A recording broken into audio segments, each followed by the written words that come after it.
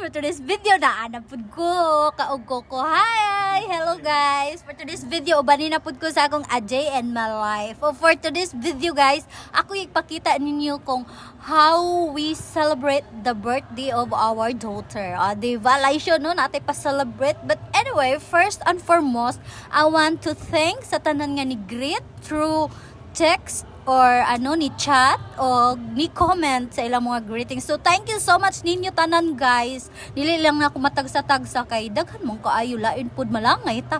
So anyway, here's the ganap-ganapan sa birthday.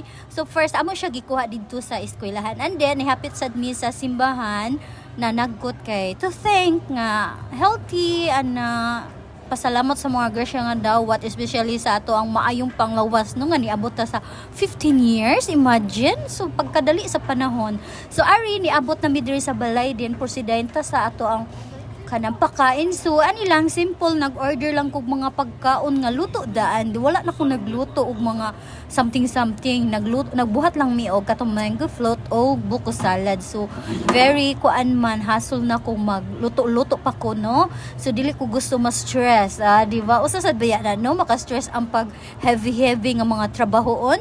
So here is our visitor na siya mga classmate, friends na ay mga new and old. Ang ako anak na siya diri mga old and new friends niya na diri.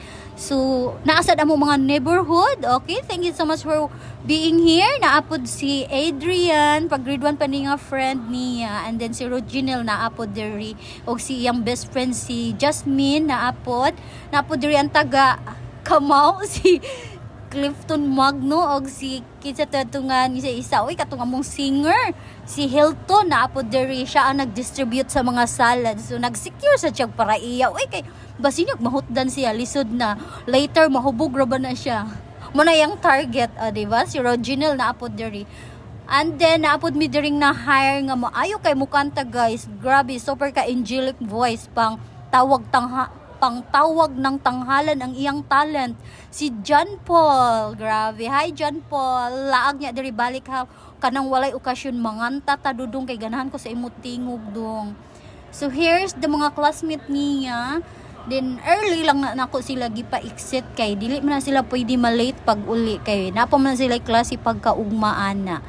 So, kami na lang nahabilin diri, si Magno, si Tata G, na sa diri mga pretty nga mga wife. Grabe ka pa nga supportive sa mga buluhaton silang bana. Kung unsay ganan silang bana, hala, suporta. Kaya, ni gawas na ang talent.